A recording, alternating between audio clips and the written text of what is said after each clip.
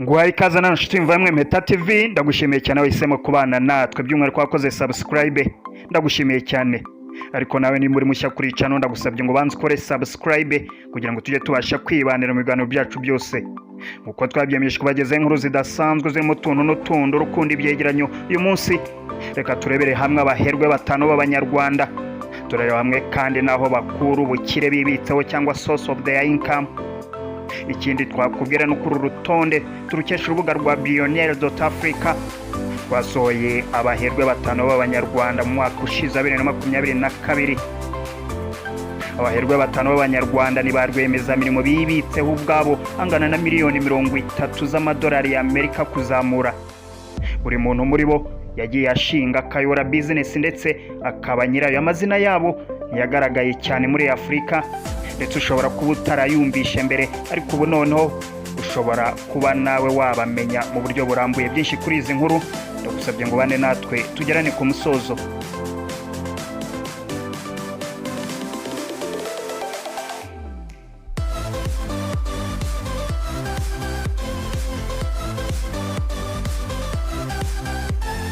Ndagushimiye cyane kandi ngo ikaze nanone. Aba baherwe batanu b'abanyarwanda ni barwemeza mirimo bibitseho ubwabo angana na miliyoni 30 z'amadolari ya Amerika kuzamura.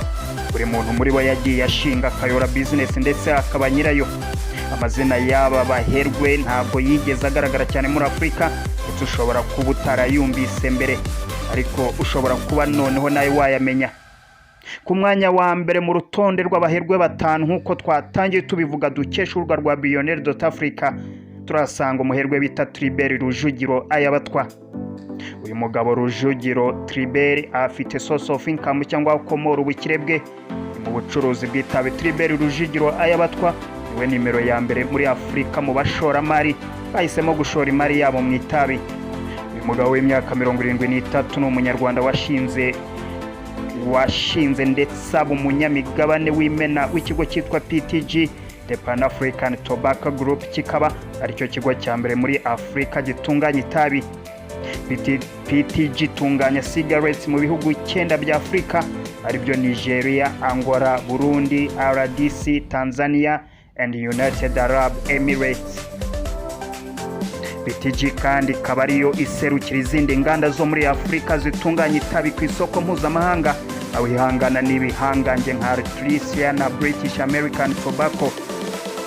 PTG ikoresha abakozi barenga 20,000, ikaba yinjiza nibura saga miliyoni 250 z'amadolari ya Amerika mu gihe cy'umwaka.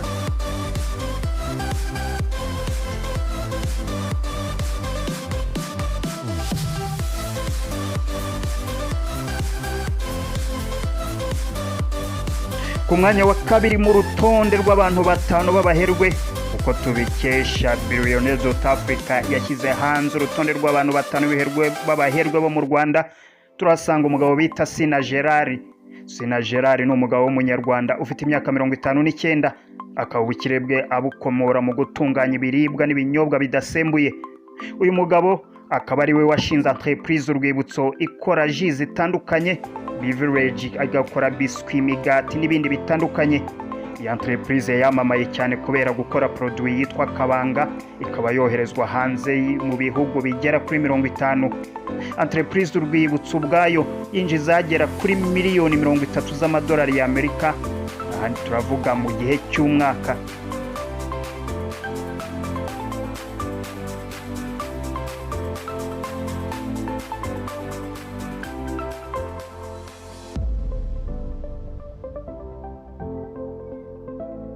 Ku mwanya wa gatatu ku rutonde rw'abaherwe batanu nk'uko bigaragazwa n'urubuga rwa billionaire.africa, aho tureba abaherwe batanu ba mbere mu Rwanda, turasanga uwo bita Hatari Sekoko.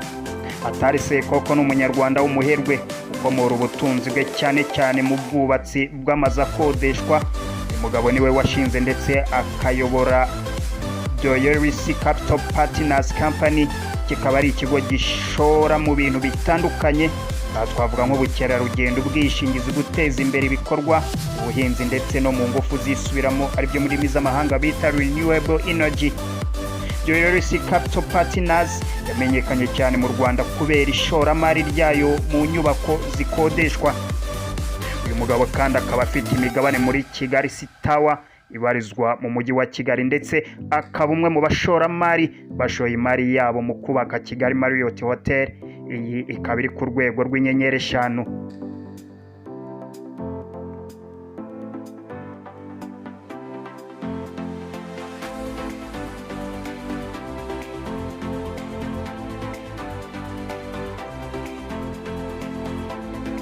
Ku mwanya wa 4 ku rutonde rw'abaherwe 5 bagaragajwe na Africa. Abaherwe bakaba ari abanyarwanda. Turasanga uwo bita Egide Gatera.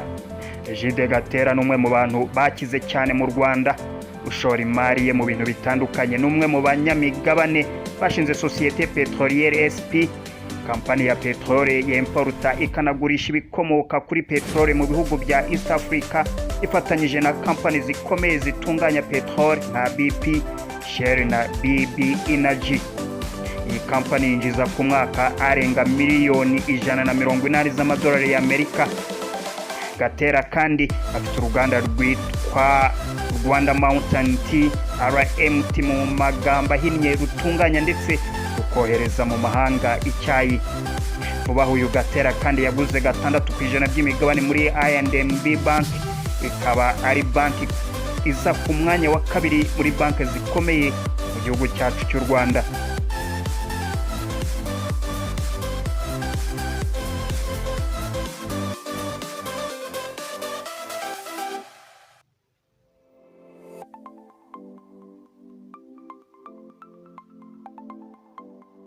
Ku mwanya wa 5 ari wo mwanya wa nyuma ku rutonde rw'abaherwe bo mu Rwanda twavumbuye ibyo dukesha urubuga rwa Africa.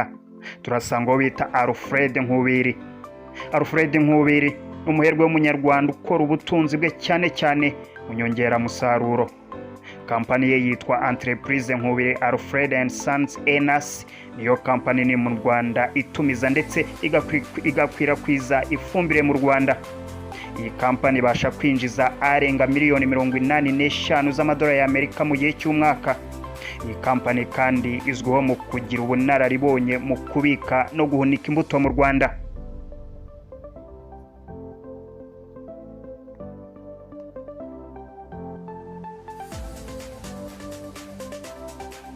Ndagushimiye cyane utahwemye kubana natwe byinshi kuri iyi nkuru mu buryo burambuye, aho twabavumbiriye abaherwe 5 b'abanyarwanda bibitseho akayabo bakesha ibikorwa byabo. Uru rubuga rwa Africa nawe ushobora kurusura ukamenya byinshi kuri bo. Igihe kandi wumviye inkuru tukugejeje hari iki kwintertaininze cyangwa ari kigufashije, cyangwa se ukumva hari ikindi nawe turusha watwungura, ugenda utabitweretse muri comment. Hari ikindi cyegeranyo ushaka ko tuzagutegurira nabwo wabitubwira. Ikindi tugusaba nimba wari mushya kuri channel ugenda udakoze subscribe kugira ngo tujye tubasha kwibanira mu bihe byose. Ndagushimiye cyane wabanye natwe twaba tugeranye ku musozo. Imana ikurinde naho utaha.